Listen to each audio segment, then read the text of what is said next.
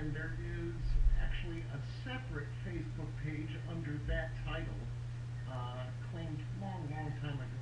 But, we did that for many different reasons. And there's yet another Facebook page online that you'll find, which we use as the trophy between myself and Mark O'Connor for the Fast Fiddler competition. I'm not sure.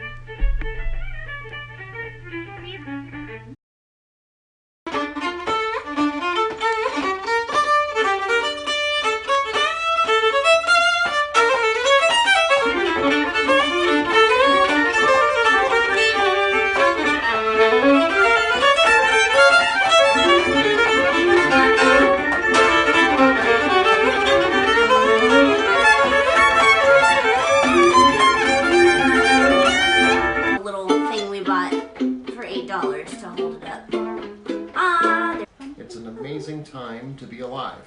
Really all this technology that Aria has figured out. I feel like we should take them on a little tour here anyway, because we figured out a lot of stuff too, frankly. I can almost see that from here. That's awesome. So I'm assuming everybody can hear us now, and we're good on that. How many notes does it take to make a chord? Which sound simultaneously? We're going to have how many notes? This is a question for the audience. How many notes make a chord? First answer wins our appreciation. How many notes make a chord? Is it 1, 2, 3, 4, or 17? Yes, okay, so David Ross, you got this correct. It takes, actually no, that's not correct. I'm sorry, David. I see you here. Everybody else can see you on the comments section, and I appreciate your answer. I appreciate your guess. 2 notes sounding simultaneously, we would call that a double stop on the violin, and on any other instrument, we would call that an interval. Okay, now, so I've always wondered why. It takes at least 3 notes, kids, to make a chord. A chord is comprised of 3 or more notes which sound simultaneously. So I wanted to get into that and let you guys know some very valuable information if and when you go about the process of finding your vocal harmony. So we're talking about perhaps studio work where harmony is very important, and we have the lead vocal, and that's surrounded by what's called BGVs, or background vocals. If the lead vocal is taking one of those 3 required notes to comprise a full chord, in this case we'll call it a triad, that means there are 2 more positions open to complete the triad and even identify what chord we're trying to sing. So I wanted to go over this with you just briefly, because the last thing anybody wants is a lesson in music theory. But I feel like this is a very important part of music theory because it helps immediately in the studio if and when you go to record vocals. Aria is, believe it or not, she is a professional in this department. One of the ways that anybody, and I mean anybody, can become more proficient in the subject of finding your pitch is simply harmonizing along with your favorite songs on the radio. So instead of singing the lead vocal with your favorite artist when the radio is playing, you might instead go to the next spot above the lead vocal. And sometimes it may be appropriate to go below the lead vocal to find what pitch is going to complete the triad. Now, I'm going to ask another question to our fine, fabulous audience here.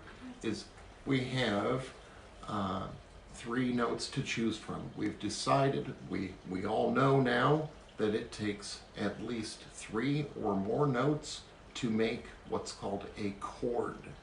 If and when we have a chord, there are 3 notes. Let's just go with 3 notes for today that comprise a chord.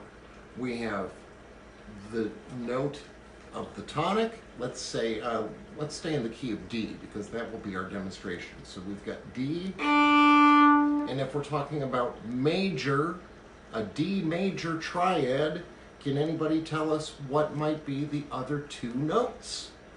Anybody? Fire away. Welcome, Crystal and Madison. You're both awesome. Thank you for joining us. Fire at will. Who's Will? So what are the two remaining notes of a D major triad? D. While you guys are somebody's scrambling to answer this, Amy Hadovig, I hope I said that right, says D, F sharp, and A. All right. Very good. What's her name? Amy. Amy. Amy, thank you for the answer. That is indeed correct. So this brings us to the next, say, secondary topic here, which are inversions. And Paul said it too. Yes, you got it. It's important to know how a triad is constructed, and that's exactly right. When we have the key of D major, and D is our bottom note, the other two notes are pretty obvious, especially if you've completed high school. But the two notes are F sharp and A. That brings us to, all right. So if we were to reduce this to a minor D triad, so D minor triad, how does that change your answer? Anybody? Speak up, be brave, you can do it. Your answer is D minor. We know that it's D is our first note. What are the other two notes that are going to go on top of that tonic? D, F, A. And that's Amy yet again. Hey, hey, D, hey. F natural. Turn up that song. Think about you when it goes on. That's correct. D minor, F, and A will complete the D minor triad. Let's just do a little magic trick here for a moment and take this entire concept and invert it. What does invert mean?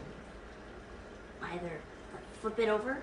Yeah, flip it over. Flip it over. We're going to turn it upside down, literally. Paul says first inversion. He put it out there already. We're going to take D minor. Let's go back to major. I think major is even better on people's brains for the first introduction to the subject. By the way, the difference between major and minor is pretty easy, especially if you have emotions. Do you have emotions, Aria? I have way too many emotions. Any emotions?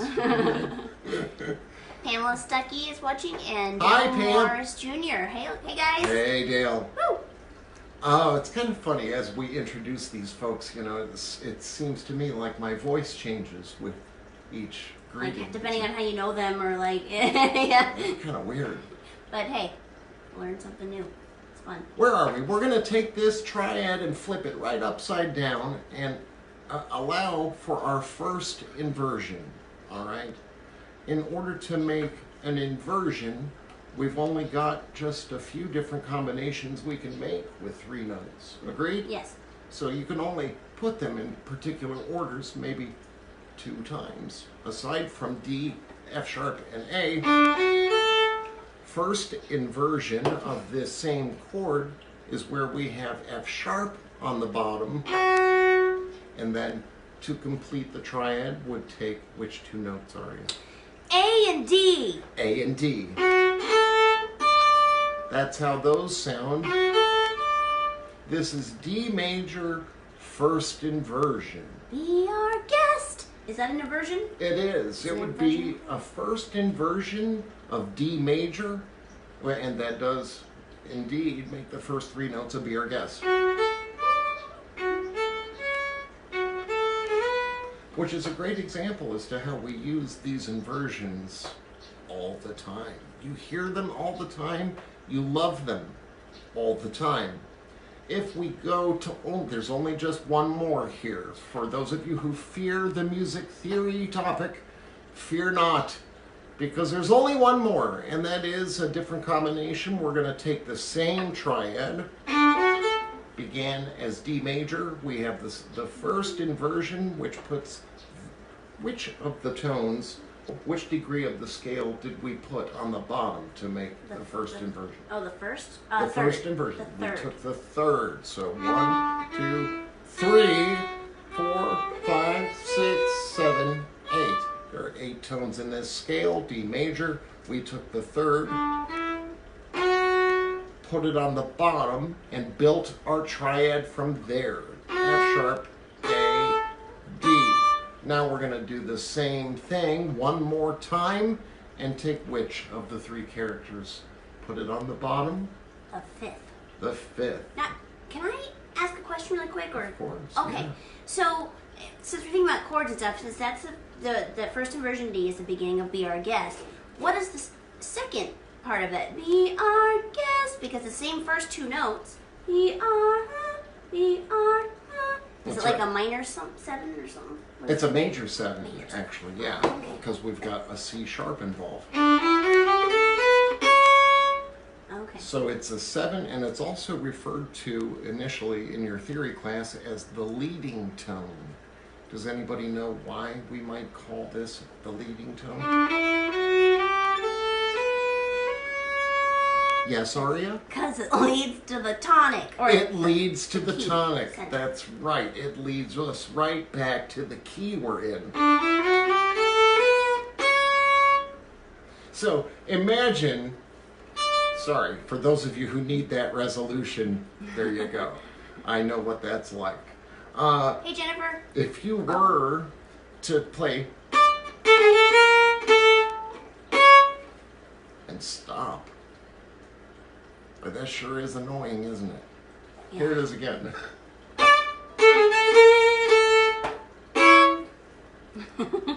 Everybody goes, ah! And it's really, it leaves you with a feeling of being incomplete, you know? Yeah. It leaves you with emotion that is incomplete. So nobody wants to feel that way. We want Oh, thank that you, Julie. leading tone Julie said we're very cute to together. bring us back to the tonic. Okay, so our tonic in the key of D major, we should cover that too.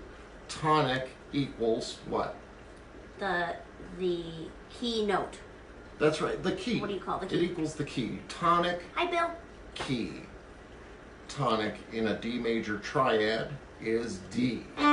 Tonic in F sharp minor, let's say, is what? F. F. Sharp. F sharp. F F sharp. sharp. F sharp. Sorry. F sharp minor, so your tonic is F sharp. We could just build that real quick.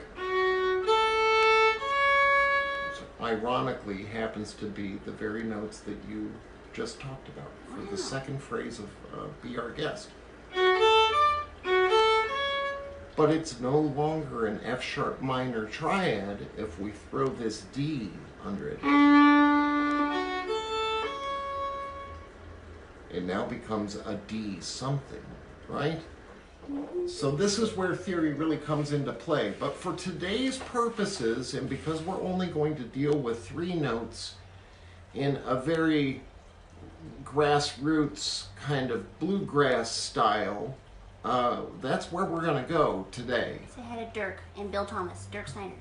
Hi. I mean, I'm just going to continue talking because if I continually say hello to everybody who's joining, we're never going to get the message Okay. out. I'll say So, it. but welcome, yes, and that you won't bother me one bit. Okay. So I can just continue spewing forth information for you while this is all going on, and I hope it works in your own musical lives. I know for me it was unbelievably important to understand these inversions, not only for the purposes of vocals and stacking vocals, especially in the recording studio, but also for violin playing, especially if and when you go into the land of improvisation. It's very important to have these in your bag of tricks. So one of those reasons, let's just use, what is this one?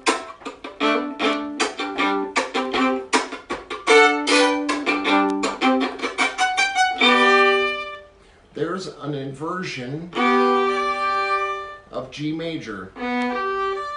And can you tell me which inversion that is? of G major? Well, let's see. The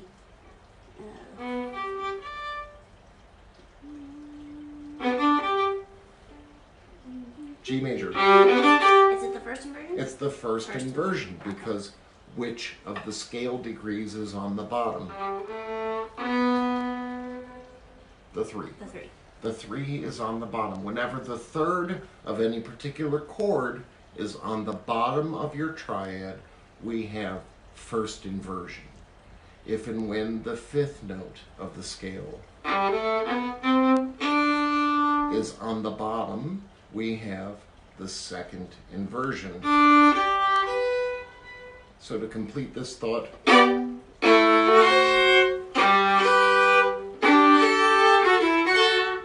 this would apply across the board in all styles of music, including Baroque. Thank you, Amy. She says, awesome lesson. Good. I'm glad you find it. We're going to get into the fun part of all this stuff right away because, Amy, like I said, she's a ninja in the studio. She is a professional vocalist. Don't make him. Don't. And the last person who's ever going to tell you that is Aria Noel Curzon. She's just plain not gonna fess up to it. You have a family member here, by the Hi. way. Amy Coleman. Oh, wow. Dan and Amy are watching. Hi, Dan and Amy. I have a song out there that features the Queen of Bluegrass. Her name is Rhonda Vincent. She is indeed the Queen of Bluegrass and won yet another Grammy this year. Of course, the tune that I had her record put her out of her comfort zone because that's what I'm good for. I'm good for taking an artist who is very comfortable in a particular genre or a particular style of playing or singing and taking them into something that they have to consciously make an effort to provide for the listener. In this case, for Rhonda, it was a remake of the quintessential country hit Workin' Man Blues. Everybody knows Workin' Man Blues. Especially if you're in a country band, if you've ever been in a country band, or you're planning to be in a country band, this will be in your set list. And if it isn't, well, shame on you. Hi, Nancy. Workin' Man Blues is the way to go. It's in the key of A major, and it allows all of the instrumentalists to play with a lot of freedom, because it's just a 3-chord tune. I was inspired at the time because Rhonda Vincent had just sent me her vocals for the tune, and it was a long day in the studio for me, all alone. You know, this was back way before 2 years ago when Aria and I began, I proposed to this lovely young lady, and she said yes. But prior to that, I was one lonely bastard.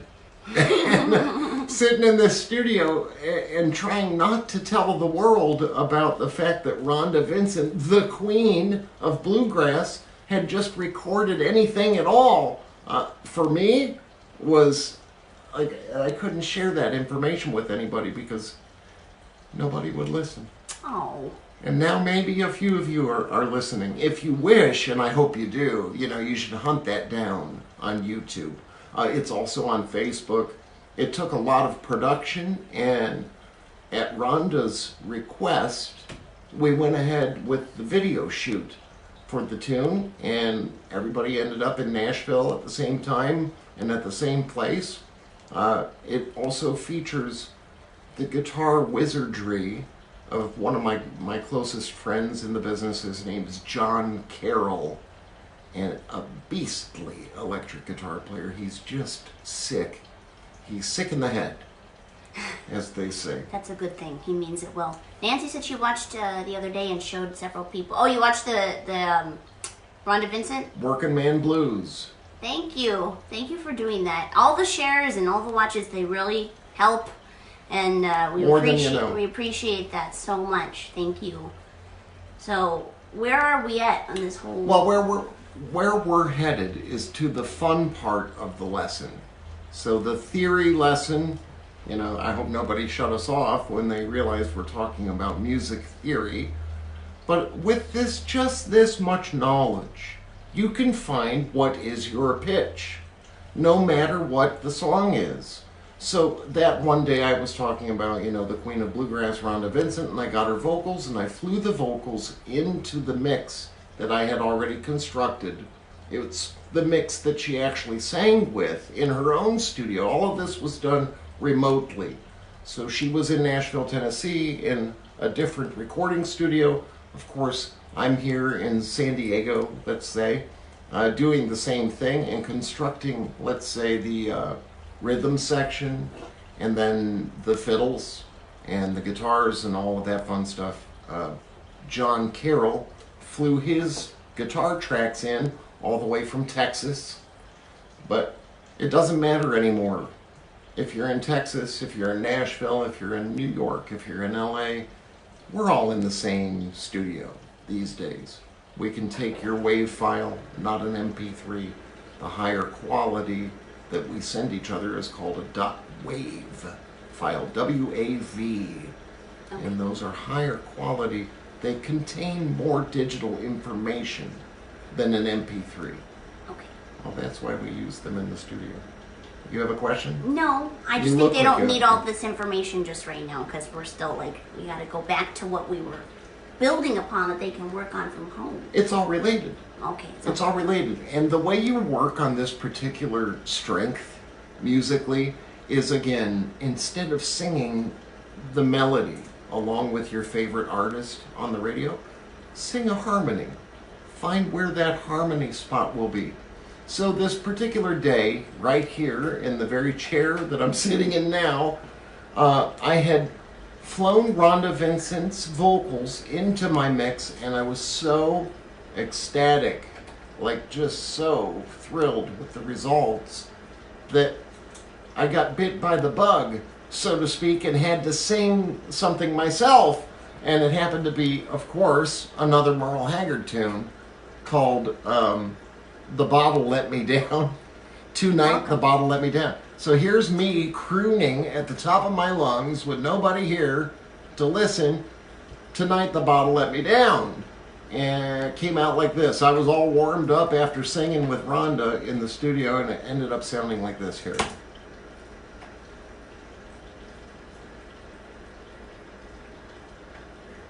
It's beautiful. Yeah, any second. Welcome, Alicia, Christian, and Lewis. There were a couple names up there as well. That Bottle, let me down. And it came out like this. I was all warmed up. And let your memory come around. There's one true friend I thought I'd found. Welcome, Alicia, Christian, and Lewis. There were a couple names. Cause tonight the bottle let me down. Alright, that completes our little snippet for the moment of The Bottle Let Me Down. What we're going to do in front of your very eyes, in front of your very ears, ladies and gentlemen, is we're going to play a little game of Find Your Pitches. Okay. Find your pitches. Feel free to play along at home. In the key of D major, if we have a D as the first note of our melody from our lead vocalist. What you just heard, that's unfortunately going to have to suffice. Today is our lead vocal, and in that case we have what note of the 8 available in the key of D major, what note are we beginning with there in the lead vocal? D. D. The 1. We have the tonic. How will we stack Hi, Renee. our vocals on top of that tonic to allow for perfect 3-part block harmony? Anybody? Well, we said it before. D, and next one would be F sharp. That's right. Okay. An A if we had a third person here. And then that would be right. So that's one of the reasons I had this recorded, is for ninjas like you who show up at the studio and we maybe have a glass of wine together and then we just fire this off and see if we can't harmonize with it. Now, Pro Tools cut off one of my snaps. So are you going to be quick enough to catch just one snap Yes. to bring us in? Can we try something really quick before we start? Don't go anywhere, folks. Don't go anywhere. I want to close this so that we don't hear it in the background while that's going. Okay. Does that happen? That's a fine idea. There we go. Okay. Welcome, Carrie, Sharon, other people. Thank you so much for being here. We're so excited. Okay, we're about to sing for you. Are you going to let that play and we're going to harmonize with it? Yeah, that's the idea. So we're going to turn this up nice and loud so you don't have to hold back at all, because this is really, it's in your money range. Okay. As far as, you know. Oh, she's got some notes there in the range just above this, where she can really show off her skills. Depends on the style, you know, of course. This is going to be a bluegrassy kind of tone, a lot of It is. nasal kind of piercing, so. Yes. Yeah.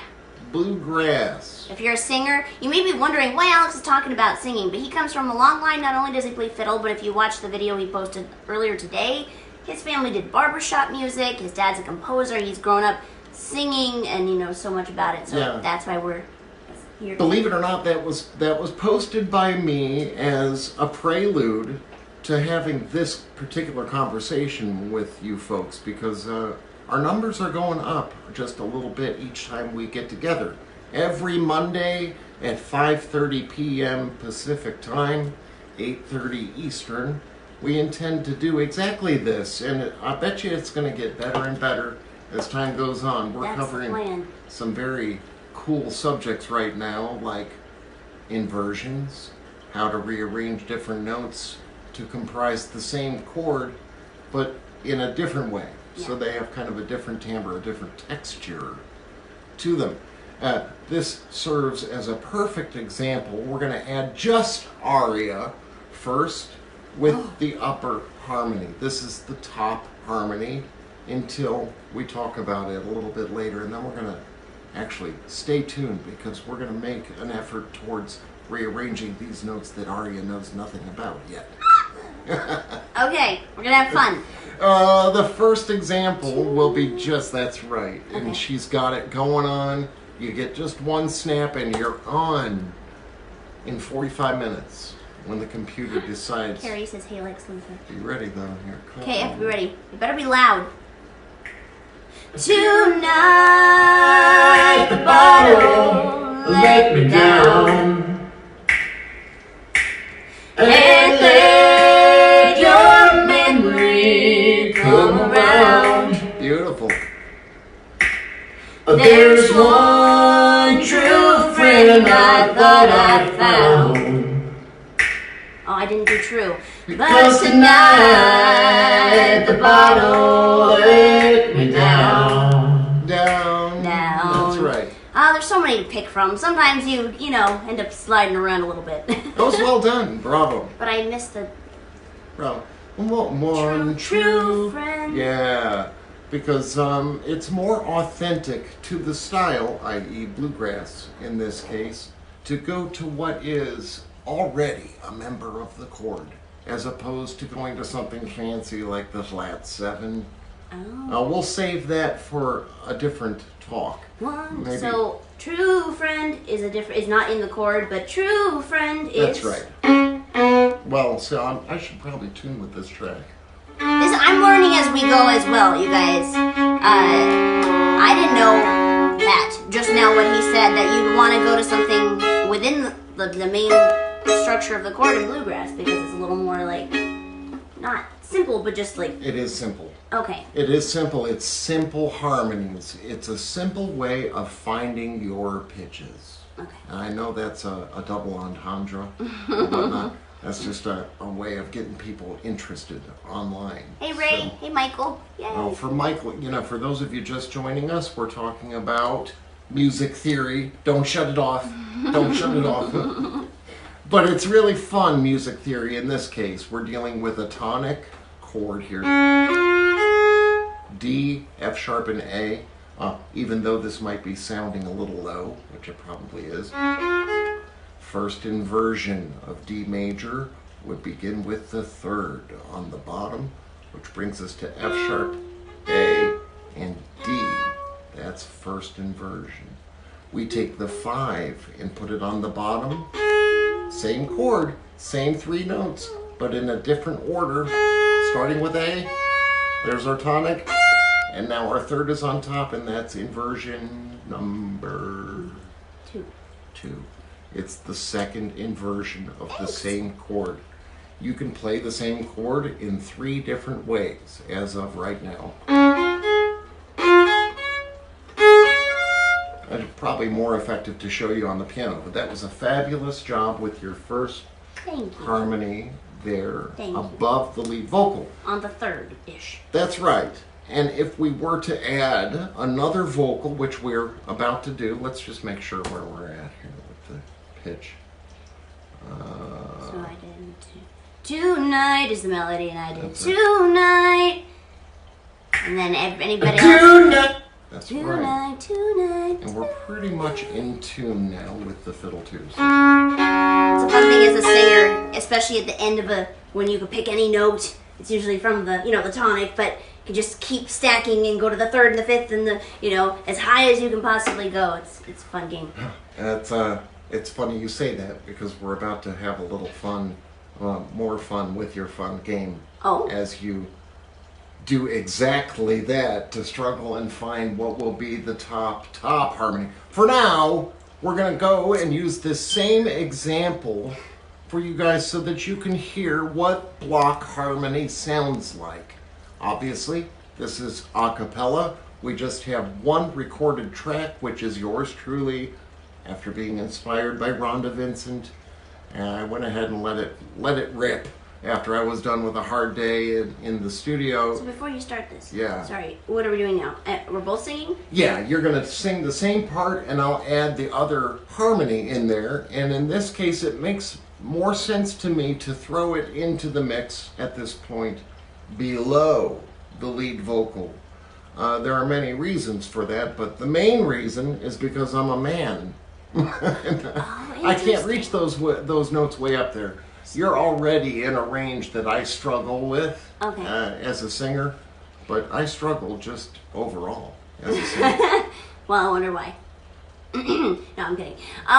So that's interesting. So we're going to do the third. I'll be the third on top, and he's going to do the fifth, which would normally be above the third, but you're going to take it down below. Yeah, there is no normally, that's why they call it music theory. It's just somebody's idea of how things should go. So in this case, we're going to do exactly that. We only get one snap, and you're ready with your third? I think so. And I'm ready with my fifth. I'll be on the A underneath. Okay. So listen for the first chord, which will be... Did you turn that up or down? I turned it up just a little bit to make sure. Good. Our first chord in D major as the 3-part block harmony vocal group that we now are. What inversion is that? The third will be on top. That's right. So it's second inversion. It's the second inversion, of D major. That might be important information if you're rehearsing your band and you're working on vocals. Second inversion. So here we go. We only get one snap. Tonight the bottle let me down, and let your memory come around. There's one true friend I thought I'd found. Aww. 'Cause tonight the bottle let me down. It becomes a whole new game when you got that other voice in there. Yeah, that's the fun part, in my opinion. Like, once you have two vocalists, especially if they're really good and they're singing in tune, when you add that third vocal, that's my favorite place to be in any band. Like any vocal group, any choir, any vocal ensemble. I like to be that third voice that sneaks in there under the radar. And it's not one that you often hear, like consciously. It's one that instead you miss when it's not there. Interesting. Yeah. I love it. It adds So, color. There's only one note I need for you to change. And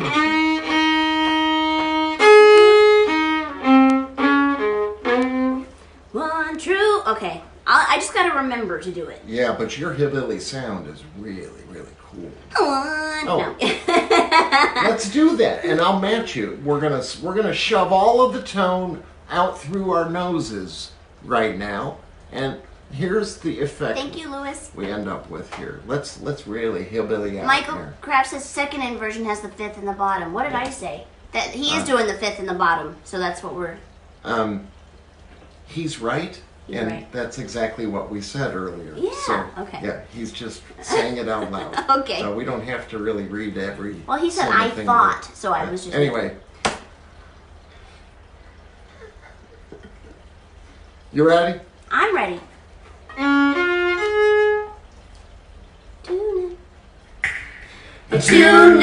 Tonight the bottle let me down, and let your memory come around. There's one true friend I thought I'd found, because tonight the bottle let me down. Down. Very nice. Want to go lower. Down. Down. That's where you should be. Yeah. Down. Okay. Because we're going back. The lead vocal is going back to the tonic, which puts you where? On the three. On the three. Yeah, on the third. Down. So, good. We already have a good demonstration for you guys within episode 3 of 3-part block harmony. This is appropriate for any bluegrass combination you can come up with. It's pretty simplistic to begin with. Of course, it can evolve and get a little bit more complex. Again, this was inspired, this little track we're dealing with was inspired after my work with Rhonda Vincent, the Queen of Bluegrass, in the remake of, because it's not a cover.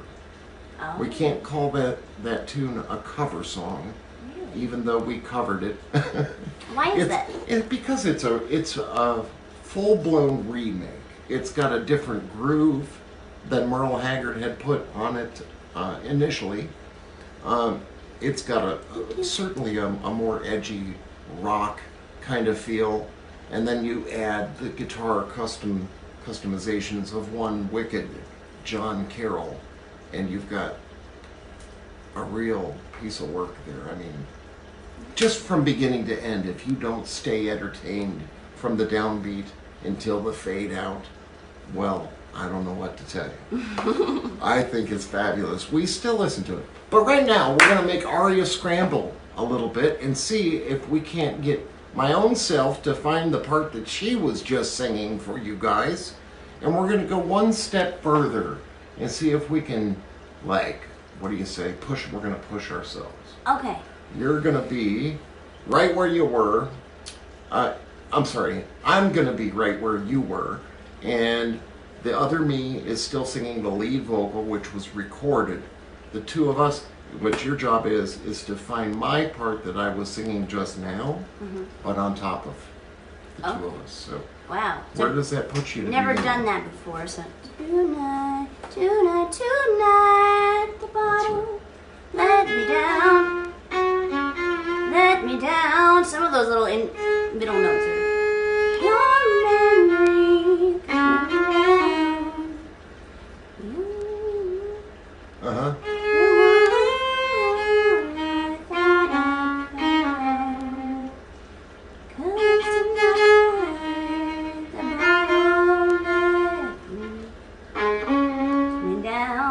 I think it's actually octave down. I can't go to the F sharp there. Me down. Yeah, that would be perfect. Now, we're talking about this line that you're about to embark upon, but an octave higher. Okay. Can you do it an octave higher? I think we did do this once upon a time. Really? Yeah, you killed it. Oh. Okay, tonight. I'll see what I can do. Tonight. Yeah, that's the sound we want. I'm gonna sit up for this one. We're going to turn this up a little bit because I have to bloody yell. Here we go. Just give me 45 minutes. You know, you can press For the play computer on to the respond. on Here we the- go. I know. Tonight the bottle let me down, and let your memory come around. There's one true friend I thought I'd found, because tonight the bottle let me down. Down. Oh, there you have it. Nice job. Thank you. You filled in all the holes appropriately, and we didn't have any one triad without the missing member. So we had complete triads from beginning to end, and pretty much in tune. I suppose that could be contested. When we review this and we listen to it again, I'm sure we'll be kicking ourselves repeatedly. In any event, That's the fun. yeah, it is fun. That's probably the most fun I have in the studio aside from playing electric bass. Well, those are fun nights, as you know. Yes. Oh, we're always in the mood for questions. If you have any questions about this so far, please go ahead and write them down and spit them out. And we'll try to answer them as the show goes on. Episode 3, At Home with the Fiddler.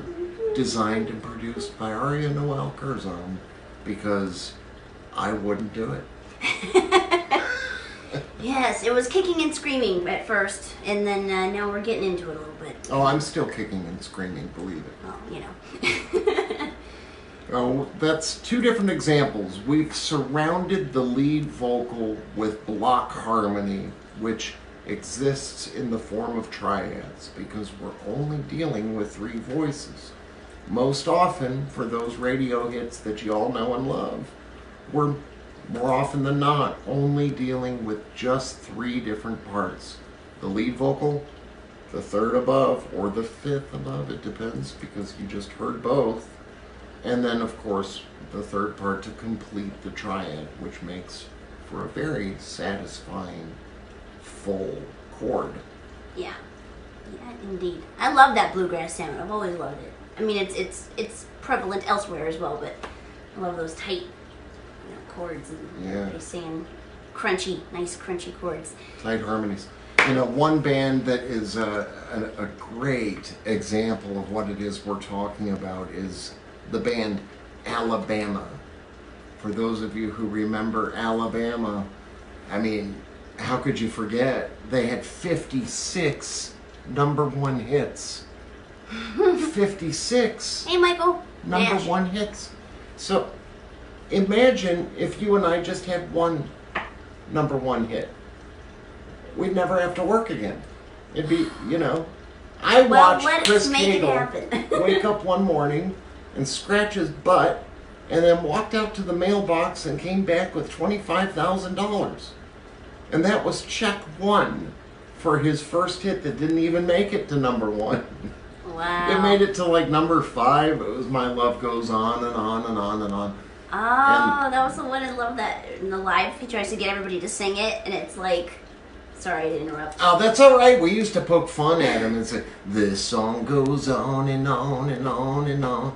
Yeah. Instead of My Love. He tries to get the audience to sing it, and it's like this super syncopated thing with all of the on and on and ons, and so he's like pointing and nobody, you can tell they're trying, but it's like on and on and on and on and on and on and on. I don't even know. You could maybe on and on and on and on and on and on and on and on and on and on. Yeah, it's like so that's subdivided here, and then the vocal on top of that. You can't get people to sing that in large groups in a NASCAR race. It's never gonna happen. Yeah. I made you laugh just now. You did. It was I love it when I make her laugh. so cute. Oh, now people are saying hi to other people. Oh, really? Yeah. Hey, come on out. You can hang out with us and we'll just keep right on talking while you guys socialize because, hey, this information, I wish somebody had sat down and spelled it all out for me. But of course, you know, by, I don't know, age 9, we had it pretty well figured out anyway. Yeah. That's because we were singing and playing on the violin. So the same things, the same principles, I gotta say this out loud before I forget. These same principles with regard to finding your pitches does translate to the world of instruments. So especially if you're in a fiddle band, like I have been known to be in from time to time. I'm one of 4 brothers who all play the fiddle, and the same rules apply. If and when there's one particular member of the triad missing, it's up to that person who is without a note to find what note is the correct one to make it all come together. Often, you know, we'll find each other doubling one of the voices and thus eliminating one of the open slots. And it's much more satisfying to fill the open slots. So if there's a hole in your harmony, go ahead and plug the hole with whichever note will complete the triad. Now, if that's a first inversion, that's great. If it's a second inversion, that's fine. If it's even the tonic, that's great too. You see any questions so far? Thank you, Jim. I just got a nice comment from Jim. He says, love your knowledge of music. I'm a non-musician and enjoy your teachings. Cool. I see Jimmy Reinhardt's on there. Jimmy Reinhardt. It's good to see him. Just to see his name in print. It's good to see you. What note would... Oh, Michael asks... Michael Kraft asks, what note would you add above the triad? To make 4-part harmony? Yeah, I guess so. Well, that's a good question, perhaps for a different seminar, because we're only dealing with just simple 3-part block harmony at this point. And I feel like that's enough for lesson 1. Are there any exercises? Because I keep going,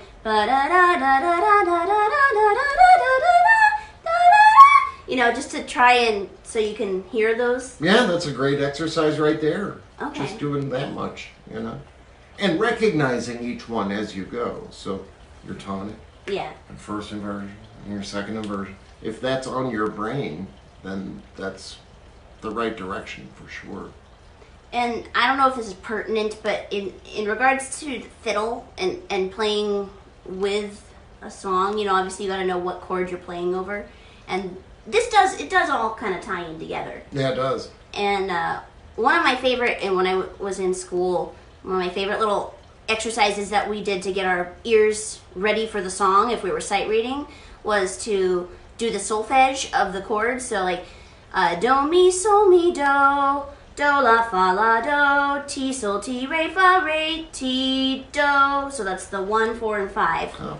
And that kind of gives you like a little, like you can know which notes are in each chord by doing that, and that kind of preps your ear for, okay, when we hit this chord, I can pick any of these, you know. That's great. He's the teacher, I'm just trying to help him. Oh, that's great. It's valuable information. Any of this stuff is really good stuff to cover. As it translates into the world of fiddle, you know, let's just use Everett Waltz as an example.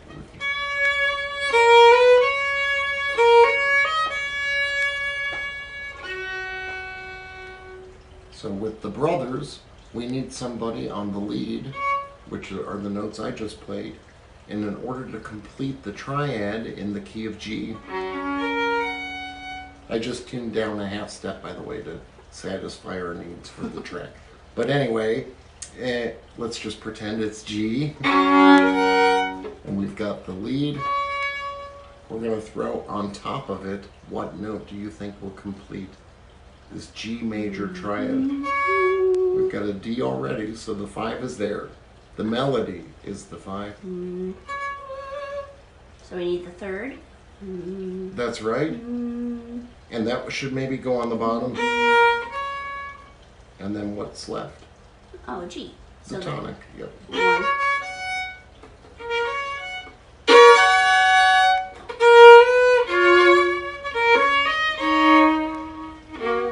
So I can't do all 3 notes in block harmony on just the violin, but double stops. Pshaw. Well, if anybody can, he can. It's fun every now and again to play with my brother Jason because he'll just instinctively come up with what is the closest harmony to any melody. If he has the melody, he'll go ahead and add the third and play them at the same time, even if they're like parallel thirds for the whole thing. He'll be like...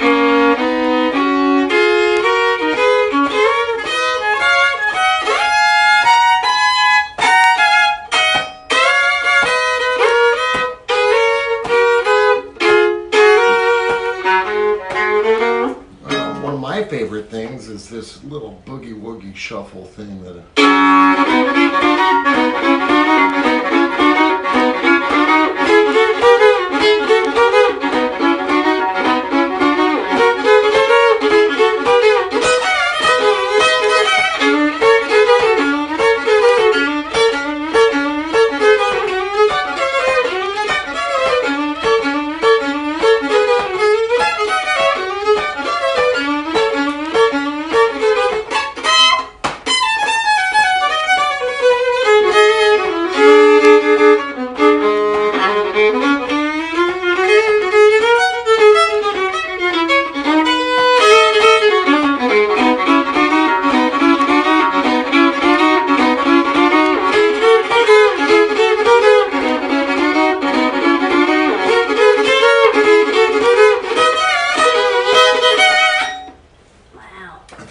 Fiddlesticks. I picked that up off my buddy Billy Contreras. Wow. There's so much harmony you can do within the fiddle itself. It's crazy. Well, I heard him play that tune at a contest, and by the time he was in his second reprise of the damn thing, the paint was peeling off the ceiling. It was an amazing performance. Dave Sampson says this is great, Al. Hey, thank you. Thanks, Dave. Dave's a guitar player up there in L.A. working hard in an 80s cover band. Their set list is so fun. It's like you look at it and you just want to join this band. It's that fun. If you could just spend all of your time playing these tunes for people. And one of the reasons is because people love these songs. So if you're up in L.A., you might want to go check them out. I want to say 80... 80-do, that's right. 80-do. 80 I remember that because there's the commercials. I don't know if y'all from other states know, but there's a company. It's like, I don't think it's a plumber company, and they say 80-do, and it's like, they say it so, it cracks me and my friend Damon up all the time. We always laugh about 80-do, so that's why I remember it. And I'm guessing maybe that's where it came from, but I don't know. 80-do. 80-do is fun to say. Can you believe we've already been at this an hour? Can you believe? We have not. It's 6:30. Well, then we have to say goodbye already because I've got a lot of session work to complete. What about our piece? Well, we promised them that you would definitely have this performance in the act today. We did. So should we finish with that? I'll have to retune my fiddle, but yeah. Okay, absolutely. you guys be nice because I'm about to play violin. I don't do this in public. Stefano Garcia says, so nice, you're great. Thank you for watching. Thank you, Kyle, for being here. Thank you, all of you. Okay, I'm going to get the fiddle. She's going to get the fiddle. And if you have any other questions, please feel free to write them out. You can send them in. Long after the fact, we're paying very close attention to all of these episodes that we're doing every Monday night at 5:30 Pacific, 8:30 p.m. Eastern. And we're looking forward to letting this snowball into something that it really becomes beneficial for your musical lives. Glad you like it, Bill. Thank you for the comment. Appreciate it. As we go through the piece, it just occurred to me that you might be able to, if you're training your ears and currently hot on the subject of inversions meets tonic and all of the stuff that we've covered in this one session, episode 3 of At Home with the Fiddler, you'll be able to hear those moments that Bach employs the same tactics here with regard to inversions. So this is the infamous Bach Double-Violin Concerto. All right, I let's get my see violin face on. if our For what? Jason would be laughing his butt off. The violin face means fiddle face. That's a good one. Thank you. Thank Can you. you do a fiddle face? Yours is great. And then you do the whole chord. I didn't know if you wanted to give all that away, but... Well, it's very easy. You just watch Billy Contreras play and you'll have the fiddle face. What's the difference between a violin and a fiddle? That's the answer, the ultimate answer. It's the music you play and The face you make. the face you make. Ultimately, we're going to have to get this format into the kind of condition where we can actually interview people. Yeah. And, I think one of our prime candidates for this will, of course, be Miguel de Hoyos. He's a Mexican guitarist, flamenco guitarist that I work with. We're all over the internet if you want to check out how that sounds. It's a native Mexican rhythm with a rock and roll American fiddle on top of it, and it makes a whole different kind of sound if you're interested. You check that out. For now, it's Bach. Bach. This is This is without accompaniment, but you'll hear that these parts don't need accompaniment. Okay. And the important thing to do before you play, folks, take a big deep breath. And another thing I learned is you take the breath and then you let it out. For as long as Alex has been telling me to breathe, I breathe, and then I hold it. And then she holds her breath while she... How fast are we going to take this tonight? You'll find out, won't you? I guess so. Because I start. Okay.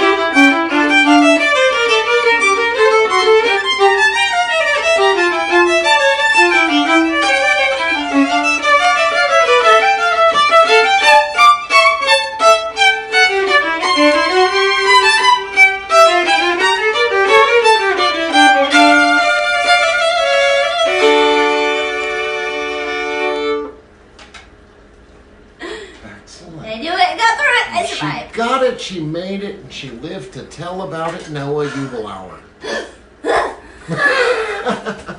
So, that's performance. That's music performance right here on Facebook Live. And you heard a piece written by Bach, J.S. Bach, which ended at Aria's discretion with a major third instead of the usual, as Bach wrote it, a minor third.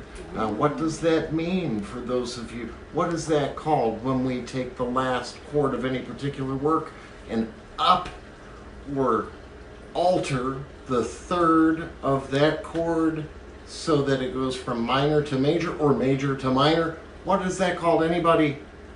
It's the street my dad lives on. It's the name of a bird. It's called a something third. It sounds like what you play a guitar with. That's good. We're gonna. And then the beginning of my name, and then the key that we're in. Oh, I want to be sure that we do this really quick. Because, we're gonna make these videos. Each episode is gonna have a little Easter egg in it that we don't talk about, but we just let it go by the camera slowly. Simon said he had no idea I played the violin. And there is our That's Easter cool. egg. Thank you. Don't be alarmed in Texas. Don't be alarmed down there, guys. Dale, coming to see you. I think we're saying goodbye. We're signing off. Oh, but we never said what the third was. The major. Oh, It goes from minor. Picardy third. Picardy. It's a Picardy third, ladies and gentlemen. P-I-C-A-R-D-I-E. Picardy third. And what is that phenomenon? It's when you end on a major chord in a minor key. After the minor key is prevalent throughout, or vice versa.